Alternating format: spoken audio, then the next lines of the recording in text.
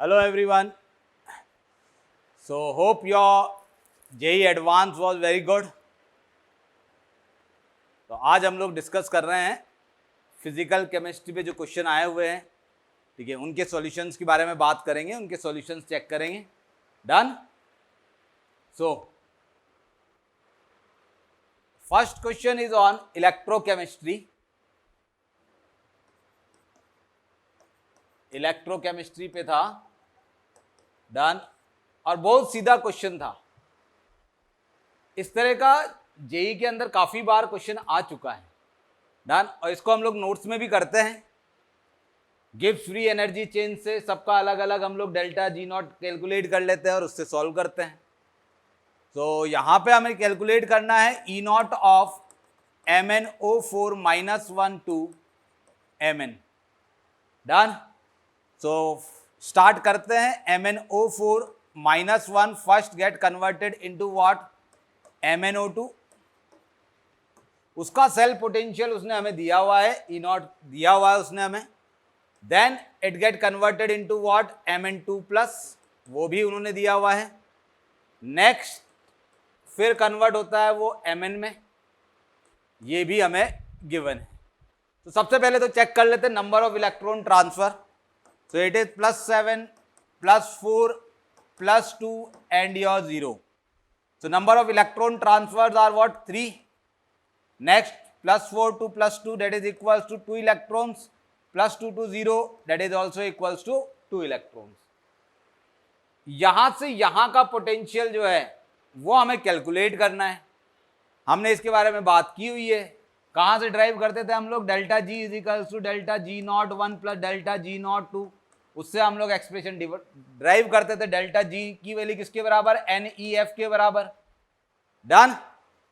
सो यहां पे आपका E naught of MnO4 -1 get converted into Mn is equals to what? यहां से यहां का पोटेंशियल वो कितना दिया हुआ है आपको? 1.68 इंटू 3 कर देंगे. ई नॉट इंटू 3. नेक्स्ट यहां से यहां का पोटेंशियल उन्होंने दिया हुआ है आपको 1.21. Done. 1.21 into number of electrons are 2.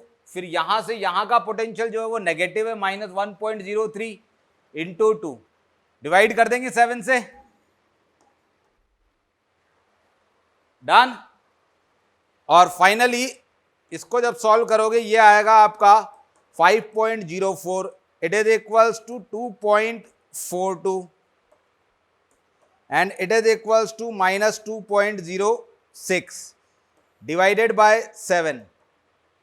Finally answer आएगा आपका 0.7714. Done. So this is your 0.7714 volt. Done. Next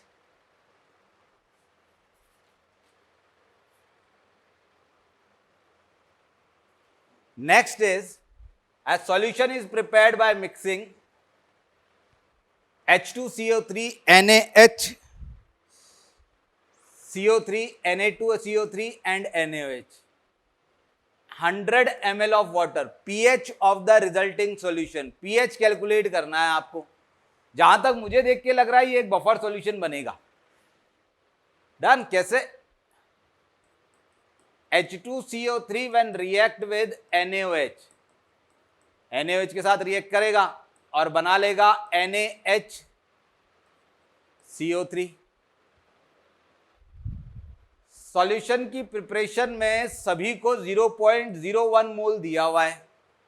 so ये रहा आपका 0.01. This is also 0.01 and this is also 0.01 at T is equals to 0. Done. जब रिएक्ट कर जाएंगे पूरी तरह से टी टाइम पे, जब फिनिश हो जाएगा, it is 0, it is 0, it is 0.01 plus 0.01. So it is equals to what? 0.02. It is equals to what? 0.02. So अभी सॉल्यूशन में हमारे पास ये finish. Done.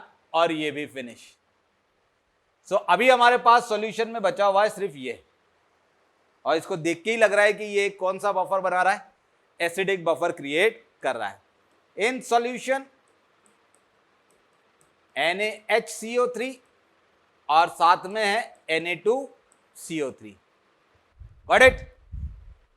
What it is? An acidic buffer। और हमें कैलकुलेट करना है एसिडिक बफर का क्या, pH। Simple question. So pH for acidic buffer is equals to pKa plus log of concentration of salt divided by concentration of acid। अभी pK हमें दो दिया हुआ था, pK1 and pK2। So pK1 तो किसके लिए हो गया आपका, H2CO3 के लिए, जब पहली बार वो H+ डोनेट करेगा। नेक्स्ट pK2 किसके लिए, NaHCO3 के लिए। हमें इसके लिए तो चाहिए ही नहीं है, तो फिनिश हो गया है, ठीक है। इसके लिए हमें चाहिए नहीं, हमें चाहिए था इसके लिए। तो यहां मैं लिख देता हूं pK2, उसकी वैल्यू भी चेक कर लेते हैं। 10.32, it is what, 10.32 plus log of concentration of the salt. Salt की कॉन्सेंट्रेशन हमें पता है 0.01 था, और एसिड का कॉन्सेंट्रेशन आई थिंक वही था, हाँ ठीक है, इट इज इक्वल्स टू 0.02। तो इसको सॉल्व करते हैं। 10.32 plus log of 10 to the power -2, 10 to the power -2 cancel हो गया, it is 1/2, that is equal to 10.32 minus 0.3010, 2 को ऊपर लेके जाएंगे, 2 to the power -1, done. It is equals to 10.02। So pH of the solution will become what, pH of the solution will become what, 10.02। Got it? तो ये हुआ हमारा second question, easy था। Next is what, white phosphorus is boiling. Okay,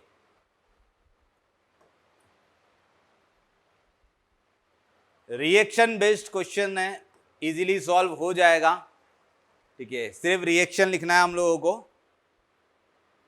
so white phosphorus है P4 plus, boil कर रहे हैं NaOH के साथ, डन। एक inert atmosphere gives gas Q आपको पता है क्या बनेगा, P ब्लॉक की simple reaction PH3, isn't it. Next साथ में बन जाएगा आपका NaH2PO2, डन। रिएक्शन बैलेंस भी कर लेते हैं, या नहीं भी करोगे तो भी चलेगा, ठीक है, लेकिन कर लेते हैं। P4, this is 4, done, this is 3। यहाँ पे चेक करेंगे आगे, इसको दिया हुआ है आपको 1.24 ग्राम, 1.24 ग्राम दिया हुआ है। जितना फॉस्फोरस इधर उतना ही फॉस्फोरस इधर, जितने number of moles of phosphorus इधर उतने ही number of moles of phosphorus इधर भी। P4 का मुझे पता है मोलर मास 124, कैंसिल किया, it is equal to 0.01, done. It is equal to what, 0.01। Next, इस गैस को इन्होंने रिएक्ट करवाया कॉपर सल्फेट के साथ, तो this one is PH3 plus CuSO4 get converted into copper phosphate PPT and 3H2SO4, तो ये भी 3, done. This one is your 2। अभी हमारे पास PH3 के जो मोल्स थे वो थे आपके 0.01, गॉट इट। सब बैलेंस है, सब बैलेंस है, सब बैलेंस है। Next, it is what, 0.01,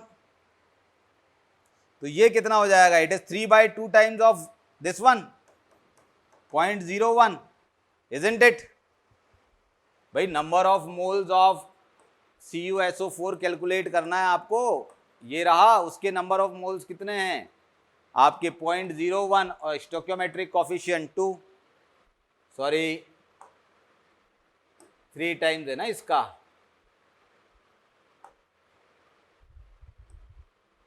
into 3, तो वेट कैलकुलेट कर लेते हैं। Weight of CuSO4 is equals to 3/2 into 0.01 into copper is 63, it is 96, 9 and 159। Solve करेंगे, आंसर आएगा आपका 2.385 ग्राम। ये मैंने कैलकुलेट करके रखा हुआ है। डन, क्लियर है? सो ये भी रिएक्शन बेस्ड क्वेश्चन। ओहो, ये तो फेवरेट है, ये तो आईटी एडवांस का फेवरेट है, फिजिक्स ऑप्शन के ऊपर क्वेश्चन पूछना। तो बोनस क्वेश्चन कह सकते हैं इसे। तो the correct option related to absorption process is chemisorption result in unimolecular layer. Yes, ये तो अपन लोग नोट्स में लिखवाते हैं, ठीक है। It is correct, chemisorption result in unimolecular layer. Enthalpy change during physisorption is in the range of, ओहो गलत है, गलत है, गलत है। हम लिखते हैं नोट्स के अंदर 20 to 40 किलो जूल पर मोल। भाई सीधी बात है ना, वंडरवॉल फोर्सेज ही तो हैं, वंडरवॉल फोर्सेज है, उनका ये एनर्जी इतना हो ही नहीं सकता। Done. Next is, it is incorrect. Chemisorption is an, फिर वापस endothermic. It is what? Exothermic. Sir bond formation होता है केमिजॉर्प्शन में, ये बात अलग है, वीक बॉन्ड फॉर्म हो रहा है, लेकिन होता तो है। It is also incorrect. Lowering the temperature favour physisorption process. Yes, temperature कम रहेगा, फिजिजॉर्प्शन ज्यादा होगा। डन बच्चों, this is a bonus question on surface chemistry. जो नहीं पढ़ के गया उसे दिक्कत हो गई। मैच द कॉलम, ओहो पूरा इस पे नहीं है।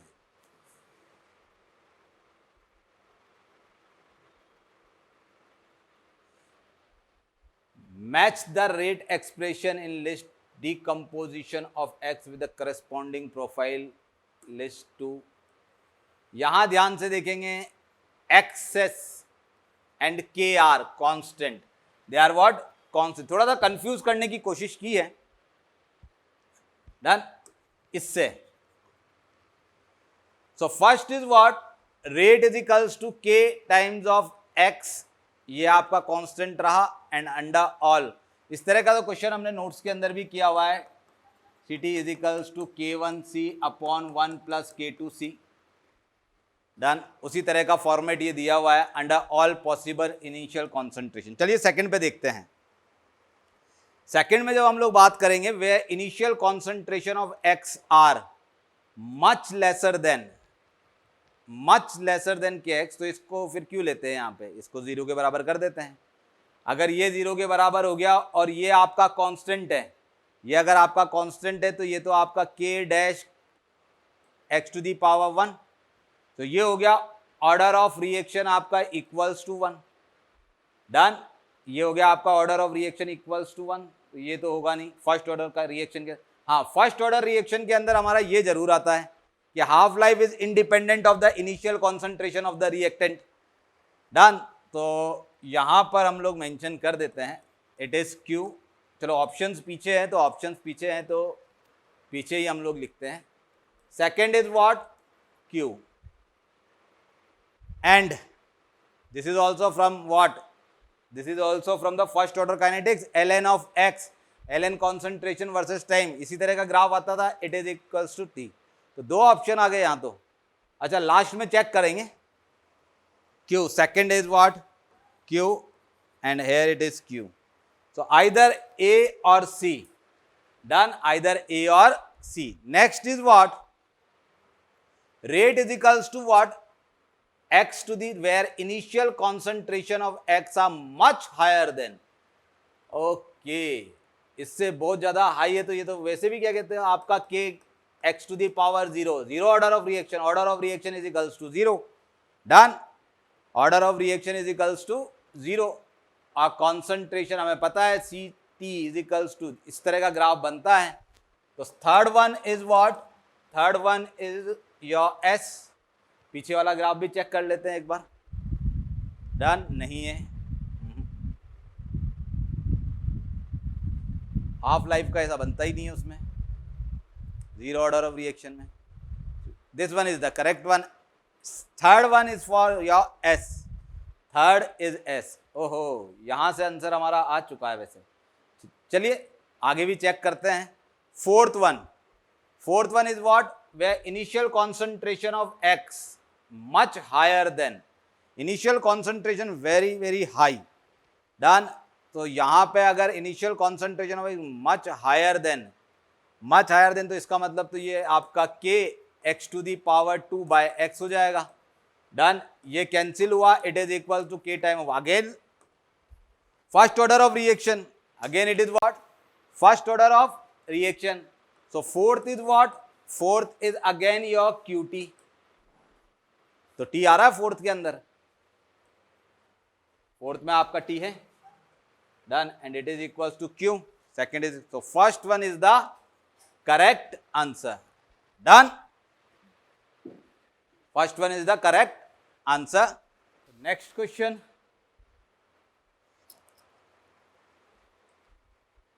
इसमें थोड़ा कैलकुलेशन है. डन. थोड़ा सा कैलकुलेशन है. 2 moles of Hg is combusted in a fixed volume bomb calorimeter with excess of O2 at 298 Kelvin, 298 Kelvin and 1 atm into HgO. Reaction लिख लेते हैं. Hg गैस में दिया हुआ है प्लस हाफ O2, ये तो एक्सेस में है. This one is your HgO solid. Done.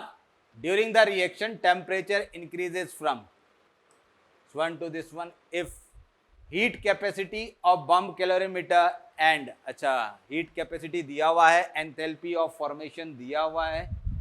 Done. The calculated standard molar enthalpy of formation of HgO. ओहो, मॉड में दिया हुआ है. अच्छा. डन. मतलब फाइनली जो आंसर आने वाला है वो पॉजिटिव में आने वाला है ना. सो डेल्टा यू कैलकुलेट करते हैं सबसे पहले. तो ये तो दिया ही हुआ है, हीट कैपेसिटी 20, कैपेसिटी दिया हुआ है 20 किलो जूल, और आपका दिया हुआ है एंथैल्पी. डेल्टा टी कैलकुलेट कर लेते हैं. Delta T is equals to 14.8 kelvin. Done. So यहाँ से आपका QV delta U is equals to 14.8 into 20, that is equals to 16, 1 carry 8, 9 and 296.0. Done. Kilojoule. ये आपके पास डेल्टा U आ गया. Next is delta H calculate करना है. Delta H of reaction is equals to what, delta U plus delta NgRT. Delta Ng is how much, 0 minus, क्योंकि solid में है, 0 minus this one is -3/2. Delta U is equals to, minus में होगा ये क्योंकि evolved है. It is -296 -3/2 into 8.314 divided by 1000. क्यों, kilo joule में है सर सब, इंटू 298. डन. इसको जब कैलकुलेट करेंगे, मैंने कैलकुलेट करके रखा हुआ है इसको, -303 के करीब आया, 303.42. डन. इसके बराबर आता है. अभी हमारे पास डेल्टा H ऑफ रिएक्शन आ चुका है. हमें कैलकुलेट करना है enthalpy of formation of HgO. चलिए करते हैं सॉल्व. तो delta H of reaction is equals to delta H of formation of product minus delta H of formation of reactant. Done. तो it is equals to how much, -303.42. That is equal to, ये तो हमें calculate करना है delta H of formation of HgO. Minus ये कितना था, इसका दिया हुआ था आपको 61.32, done, it is equal to 61.32 और 2 मोल के लिए है तो इसको मल्टीप्लाई कर देते हैं, multiplied by 2 into 61.32, this one is equal to this much 303.42 plus 2 into 61.32, delta is equal to delta H of HGO. Done. This is equals to how much? Minus 303.42 plus 46.2122. That is equals to delta H for HGO, enthalpy of formation of HGO.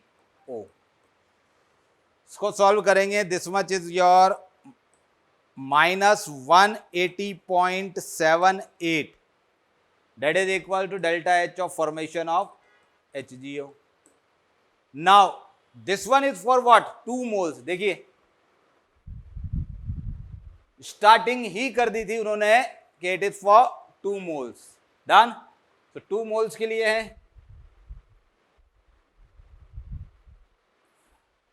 So delta H F अपन को mod में और लेना है, याद रखना, it is equals to mod of 180.78 divided by 2, that is equals to 90.39 kilo joule per mole, done. तो ये हुआ हमारा paper number 1 complete, physical chemistry of paper number 1. Done. अब देखते हैं नेक्स्ट, उसमें नेक्स्ट वीडियो में आप देखेंगे पेपर नंबर 2.